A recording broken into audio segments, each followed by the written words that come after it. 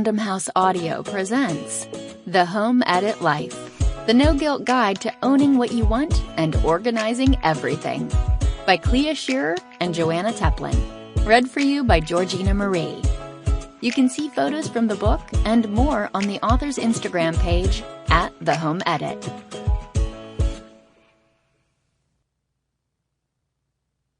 Introduction. This book is for both those who love to organize in their free time and those who want to get organized but feel they just can't make the time. It's for the moms who are sick of looking at sippy cups in their cabinets and wish there was more room for champagne glasses.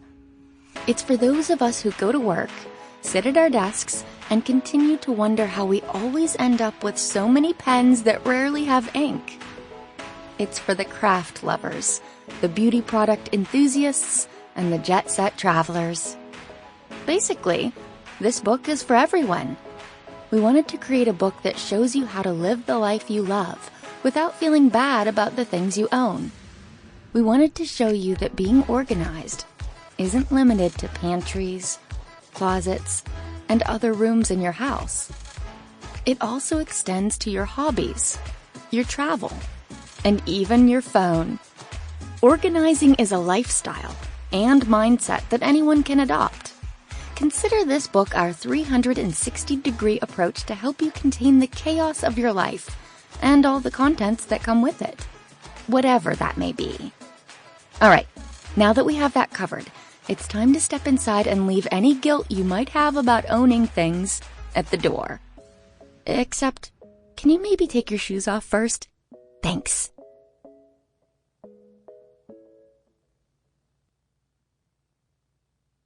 Part 1. Adopting the 360 Mindset.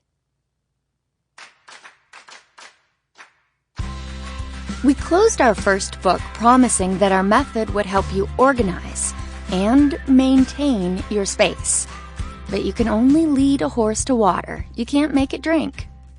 Is there any point in researching the origins of this quote? Wikipedia will surely suggest it's Drake. We were a bit unsure how many people would put our method to work. Suffice it to say, we were stunned by the response and the amount of organized spaces that quickly ensued. We felt like proud Instagram moms seeing all our followers tackle their closets, mudrooms, hard-to-reach shelves, and pantries. Although, didn't we explicitly warn against immediately organizing your pantry before getting your feet wet by tidying smaller spaces? Every time we saw someone tag us in an Instagram story where every single item in their pantry had been taken out and piled all over the kitchen with the caption, "Just received my book in the mail, getting started," we wanted to scream, "No, don't do it!" We're very much hoping all those ambitious go-getters made it out unscathed and didn't end up crouched in a corner crying. Even we have ended up crying over a complicated pantry. Okay, not exactly crying, but certainly taking panicked, shallow breaths and reciting, "Just keep swimming, just keep swimming, just keep swimming." We promise, we're not trying to take away your organizing fun, but we do want to reiterate that starting small and working your way up is the best way to ensure a successfully organized space. Starting on a drawer might seem like an insignificant project, but it can be just as transformative as organizing a larger space. And what is better than an organized bathroom drawer? Helping to eliminate common hassles and improve your everyday life. In other words, no more rummaging around for a hair tie or trying to find a pen to sign a permission slip.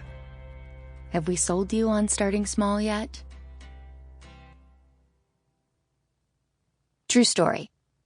It took us 8+ hours to organize Constance Zimmer's pantry because we were having such a hard time with its dimensions. She actually said goodbye and left us at the house while she went to a holiday party. We were still there at midnight when she got home. Rebranding the no junk drawer. So what if a drawer holds random items? As long as everything is contained, and categorized and make sense in your daily routine, that's all that matters. Organization isn't one size fits all, and customizing spaces to your needs is the golden ticket. Top 5 surprises from Book 1. 1. A lot of people took the book on vacation, to a beach, to read about organizing. This is truly shocking, and we can only assume the bookstore was sold out of all thrilling romantic murder mysteries. 2. People checked out copies of our book at their local libraries. Not only were we delighted that folks patronized their libraries, but we were also so flattered that they put holds on our book and then waited for weeks.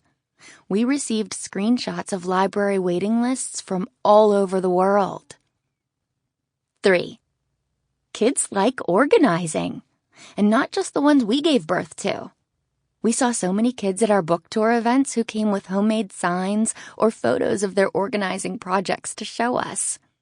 Naturally, we told all their parents, 1, you're welcome, and 2, do their kids want a job? 4. According to our tagged photos on Instagram, far more dogs like the book than cats. This is not a scientific poll, and we would require more data to accurately report findings, but we definitely need to shore up the cat community. 5. Our book hit the New York Times bestseller list. This is something we will continue to be excited about for the rest of our lives and will likely add to our tombstones. We are this close to making our husbands introduce us as their New York Times best-selling wives.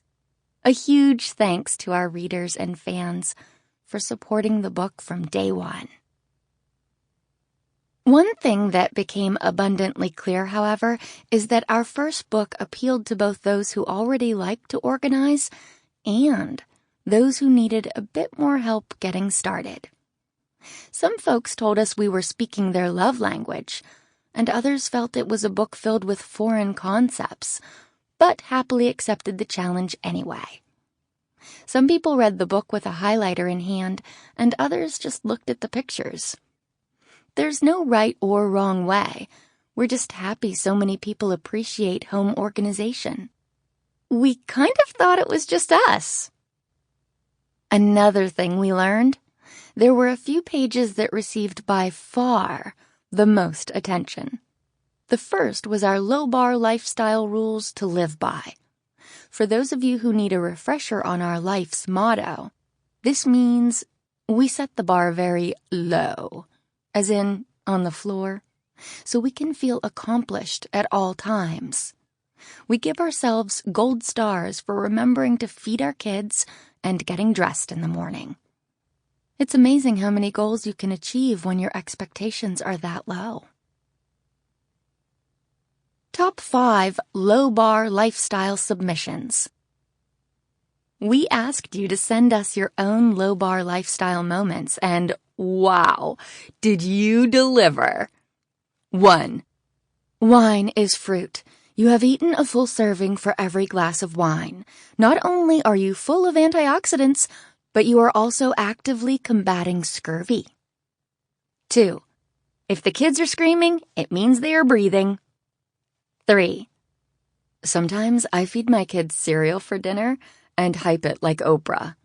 You get cereal, and you get cereal, everyone gets cereal. 4. I don't spend much time inside the gym, but I spend a long time in the gym parking lot looking at Instagram, so I feel good about the total time spent. 5. I add ice cubes to sparkling wine for extra hydration. That one's Clea's personal submission. Sorry, not sorry. The no-guilt life. The common thread between the low-bar lifestyle and our other motto, it's okay to get rid of things, is the notion that when it comes to your stuff, you can kick your guilt to the curb. In creating the low-bar lifestyle, we wanted to foster a community that championed even the smallest amount of effort. Like, maybe you washed your hair. So what if you didn't blow-dry it? That would be a Sample complete. Ready to continue?